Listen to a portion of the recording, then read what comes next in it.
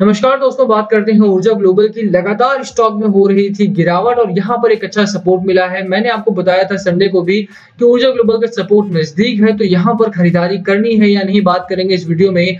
लगातार गिरावट के पीछे का क्या कारण है, कहीं ऐसा तो नहीं कि दोबारा से स्टॉक में जो गेन हुआ है हमें वो वाइप आउट होता हुआ दिखाई देगा। गिरावट हुई, मार्केट में भी गिरावट हुई है, दोनों ने कंबाइंडली गिरावट की है। तो क्या यहाँ पर मार्केट की तेजी में ऊर्जा ग्लोबल भी भागता हुआ दिखाई दे सकता है, यानी इस बारे में चर्चा करेंगे, बात करेंगे क्या खरीदारी करनी है या नहीं, सब कुछ बताएंगे इस वीडियो में।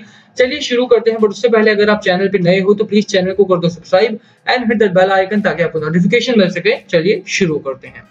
बात करिए ऊर्जा ग्लोबल की, तो आप देखिए कि लगातार स्टॉक में गिरावट हो रही थी और गिरावट में जो प्रॉब्लम था वो यहाँ पर तो बॉलिंजर बैंड था, टेक्निकल एरर, और उसके बाद बाजार में गिरावट हुई। अगर आपको निफ्टी 50 याद हो तो लगातार यहाँ पर भी वही सिनेरियो बन रहा था हमारा, और वही सिनेरियो के बीच में आप देखिए निफ्टी 50 भी हमारा लुढ़कता हुआ दिखाई दिया था। और सेम कारण की वजह से ऊर्जा ग्लोबल में गिरावट हुई थी, क्योंकि बाजार में अगर पैनिक होगा, बाजार में अगर क्रैश वाली बात होगी तो फिर ऊर्जा ग्लोबल जैसे छोटे स्टॉक्स में भी गिरावट होना लाजमी हो जाता है। आपको पता होना चाहिए, क्योंकि छोटा स्टॉक है भैया।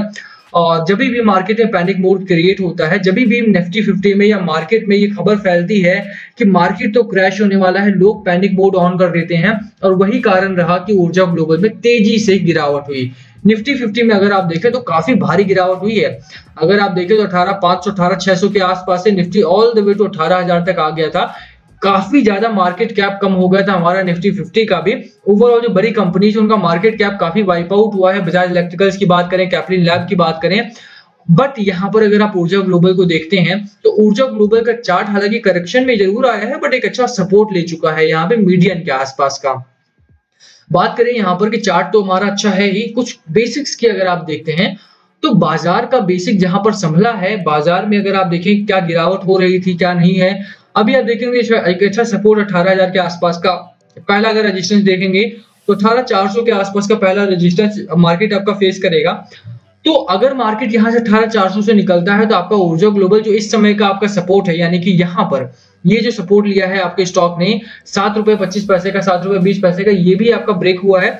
और अपर साइड पे जो आपका पहला टारगेट है, यानी कि पहला रेजिस्टेंस फेस कर रहा है स्टॉक आपको, वो यहाँ पर है अराउंड ₹7.70 का। मार्केट जैसे 18,400 ब्रीच करता है, आपका ऊर्जा ग्लोबल 70 ब्रीच करेगा, और पहला टारगेट जो होगा आपका वो 835 रुपए का होगा, ₹8.35 का। ओवरऑल लास्ट टाइम भी आपका टारगेट हिट हुआ था, इस बार भी आपको टारगेट मिलेगा। खरीदारी करके चलनी है आपको, स्टॉक में बेचना नहीं है। कहां पर खरीदारी करनी है और क्या टारगेट लेकर के चलना है, गिरावट क्यों हुई इसके बारे में तो हमने बात की, बट खरीदारी करनी क्यों है उसके बारे में बात करते हैं। क्या लगता है मुझे, क्योंकि आप देखिए कि स्टॉक में अगर आप फंडामेंटली देखें तो छोटी कंपनी है और बहुत ज्यादा फंडामेंटल, बहुत ज्यादा खबरें इसके बारे में नहीं आती। अगर आप ऊर्जा ग्लोबल न्यूज भी सर्च करते हैं, you won't get many news. ठीक है, कि प्रॉब्लम क्या है यहाँ पे कि खबरों में क्यों नहीं रहता है। कंपनी छोटी कंपनी है, लोग कवर नहीं करते। ऐसा नहीं कि ऊर्जा ग्लोबल के पास ऑर्डर्स नहीं है, ऐसा नहीं है बैलेंस शीट में कुछ गड़बड़ी नहीं होती है या मैनेजमेंट में कुछ उथल पुथल नहीं होती है, बट क्योंकि छोटी कंपनी है लोग इंटरेस्टेड नहीं रहते हैं, इसलिए कवर भी नहीं किया जा सकता है। बट अगर आप देखें तो छोटी कंपनीज में ही आपका पैसा बनता है। टाटा टी जहां पर आकर झुंझुनवाला साहब ने पैसा लगाया था, वो स्टॉक भी आपका इसी अराउंड बिक रहा था। बहुत सारे स्टॉक्स में बहुत सारे ब्रोकरेज हाउसेज जो हैं या बहुत सारे ब्रोकर्स जो हैं जिनकी किस्मत चमकी थी HDFC से, वो स्टॉक आपको 30 रुपए 40 रुपए पर अवेलेबल था। तो छोटे स्टॉक्स में पैसा बनेगा। पहला कारण यह है कि ऊर्जा ग्लोबल में बाइंग करनी चाहिए। दूसरा कारण यह है कि छोटे स्टॉक्स तो बहुत सारे हैं। दूसरा बड़ा कारण है क्योंकि ये स्टॉक जो है आपका रिन्यूएबल्स में काम करता है, और पिछले दिनों जिस तरह से पावर क्राइसिस की खबरें रही थी, कोयले के ऊपर खबरें रही थी, साफ तौर पर रिन्यूएबल्स में एक ऑल्टरनेटिव ढूंढा जा रहा है यहाँ पे, और ऊर्जा global can be your best choice at this point of time.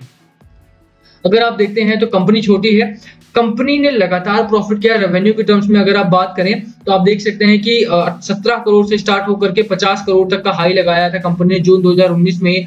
उसके बाद मार्च 2020 के आसपास लॉकडाउन अनाउंस किया गया और वहां से थोड़ा गिरावट का मूड बना जरूर था, बट गिरावट हुई नहीं। कंपनी ने अपने आप को स्ट्रांगली मेंटेन किया है, अच्छा खासा रेवेन्यू जनरेट करती रही है, अच्छा खासा ऑपरेटिंग प्रॉफिट जनरेट किया है।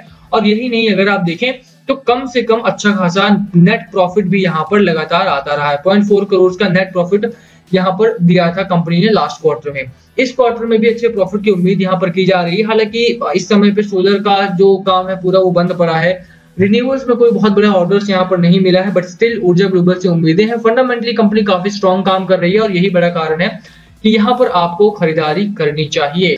बात इसकी डिलीवरी की करें तो आप देखिए डिलीवरी क्या बेहतरीन उठाई, 53% की डिलीवरी, 60% की डिलीवरी, 64% की डिलीवरी, 64%, 67%, उससे पहले 61%। तो एक हफ्ते का अगर आप डिलीवरी पैटर्न भी देखते हैं तो डिलीवरी बहुत गजब की उठाई जा रही है और यही कारण है कि यहाँ पर अगर आप अभी खरीदारी करते हैं तो आपको एक अच्छा स्प्रेड देखने को मिल सकता है। ओवरऑल खबरें अच्छी हैं, फंडामेंटली कंपनी ठीक है, टेक्निकल पैटर्न में जो एरर था वो करेक्ट हुआ है आपका। और इसी चार्ट को अगर आप वीकली पर भी देखते हैं तो वीकली पर आपको बेहतर दिखाई देता है। देखिए यहाँ पर थोड़ा करेक्शन जरूर था, लास्ट टाइम का जो हमारा प्रॉफिट था, ट्रेड था, वो बुक हुआ था, जो सेकंड हमारा प्रॉफिट था 9 रुपए 50 पैसे का, यानी सेकंड टारगेट जो था वहां तक स्टॉक आपका नहीं जा पाया क्योंकि मार्केट फेलियर हो चुका था बीच में। बट इस बार क्या आप उम्मीद रखें कि इस बार स्टॉक आपका वो प्रॉफिट भी ला करके देगा। आप देखिए कि टेक्निकल पैटर्न में अगर आप आरएसआई की बात करें 58 का आरएसआई है, यानी कि एक बेहतरीन आरएसआई है। और मैकडी अगर आप देखते हैं स्ट्रांगली बुल रन में है, हिस्टोग्राम आपके अपसाइड बन रहे हैं, यानी कि ओवरऑल अगर आप देखेंगे तो जो खबरें हैं वो तो अच्छी हैं ही, फंडामेंटल्स तो अच्छे हैं ही, टेक्निकल पैटर्न में भी काफी जबरदस्त बदलाव है। मैकडी आपका बुल रन में है और हिस्टोग्राम अपर साइड है, यानी कि बायर्स का पूरी तरह से स्टॉक पर कब्जा हो चुका है इस समय पे और स्टॉक आपका भागता हुआ दिखाई देगा। अभी आज शुरुआत हो चुकी है 3% की रैली के साथ और ये शुरुआत जारी रहने की उम्मीद आपको करनी चाहिए, पहली चीज। दूसरी चीज अगर आप देखें थोड़ा बहुत करेक्ट होता है तो इतना ज्यादा पैनिक मोड ऑन नहीं करना चाहिए आपको। छोटा स्टॉक है, वोलेटिलिटी यहाँ पर आने वाले दिनों में भी रहेगी। ऐसा नहीं होगा, स्टॉक कभी भी नहीं होगा ऐसा कि स्टॉक आपका स्ट्रेट लाइन में ऊपर की ओर भागता ही चला जाए, गिरावट हो ही ना। उसे मैनिपुलेटिव स्टॉक कहा जाता है। कंपनी के फंडामेंटल्स को देख करके जब तक स्टॉक भाग रहा है आपका, आपके लिए बहुत अच्छी बात है कि कंपनी में एटलीस्ट मैनिपुलेशन नहीं है और यहाँ पर मैनिपुलेशन नहीं है आपके लिए। मैनिपुलेट करते हैं बहुत सारे स्टॉक्स को, बट यहाँ पर अभी इस समय पर तो मैनिपुलेशन देखने को नहीं मिलता है। तो बाय करके चलिए स्टॉक में, अच्छा मौका है आपके सामने यहाँ पर पैसा बनाने का, तो पैसा बना सकते हैं in the longer period, in the mid term, ठीक है। अभी यहाँ पर जैसा मैंने बात किया कि निफ्टी 50 को अलाइन करके गिरावट होती है, तो निफ्टी 50 में भी सपोर्ट आ चुका है। और अगर आप बात करें बाजार में, तो बाजार में भी क्लोजिंग बहुत बेहतरीन आई आज के दिन की। जैसा मैंने बताया क्लोजिंग आपका अराउंड उसी पॉइंट पर आई है जहां पर हाई लगाया था, 18,270 का क्लोजिंग है और 18,310 का हाई लगाया था। तो ओवरऑल खरीदारी का बाजार है और सभी स्टॉक्स को मौका मिल रहा है। जहां पिछले दिनों सिर्फ बैंकिंग स्टॉक्स फेवर में थे, फोकस में थे, वहीं पर अब यहाँ पर डाइवर्स स्टॉक्स को मौका दिया गया है और उसमें से स्टॉक हमारा ऊर्जा ग्लोबल भी। तो यहाँ पर खरीदारी की जा सकती है। बात करें एफआईआईज की, तो डेटा काफी अच्छा है। लास्ट टाइम मैंने आपको इन्फॉर्म किया था कि रिटेल इन्वेस्टर यहाँ पर लगातार तगड़ी खरीदारी कर रहे हैं। सितंबर क्वार्टर में अराउंड 10,300 करोड़ की खरीदारी की है। पिछले 18 महीनों में अगर आप देखें तो रिटेल इन्वेस्टर ने ऑन एन एवरेज हर महीने 7 करोड़ घर की खरीदारी लगातार की है। और यही बड़ा मौका है, यही बड़ी बात है कि रिटेल इन्वेस्टर इस समय सबसे बड़ी खरीदारी करके अपना नाम जो है वो मार्केट में सबसे ऊपर लिख रहा है। जहां पर आईडीबीआई जैसे स्टॉक्स में और ऊर्जा ग्लोबल जैसे स्टॉक्स को पूछ नहीं रहे थे, वहीं पर अब देखिए 18 महीनों में इन स्टॉक्स में कितनी बेहतरीन रैली हुई है। तो खरीदारी करके चलो। एफआईआई अगर यहाँ पर बिकवाली कर रहे हैं तो डीआईआई उनको संभाल रहे हैं। कल का डेटा देखिए आप, कल का बाजार न्यूट्रल था तो मार्केट में ये डेटा था, आज का बाजार भागा है तो डेटा बदल चुका है। एफआईआई यहाँ पर खरीदारी में है, डीआईआई अच्छी खरीदारी में है। खरीदारी करने की सलाह मेरी भी रहेगी ऊर्जा ग्लोबल में। शॉर्ट टर्म के लिए ना करें तो ज्यादा बेहतर है, लॉन्ग टर्म के लिए यहाँ पर आना है। 8 रुपए का आप देखिए यहाँ पे जो हमारे टारगेट्स हैं वो यहाँ पर है। 770 का आपका पहला रेजिस्टेंस है, 835 का आपका दूसरा टारगेट है। बेचने की सलाह मेरी यहाँ पर नहीं रहेगी। अगर आपके पास है होल्ड कीजिए, अगर आपने ऑलरेडी बाय कर रखा है, और बाय कीजिए अगर आपने बाय नहीं किया है तो। मोमेंटम अच्छा है, खबरें अच्छी हैं, डिलीवरी अच्छी उठाई जा रही है और रिन्यूअल्स का यहाँ पर आपको फायदा मिलेगा।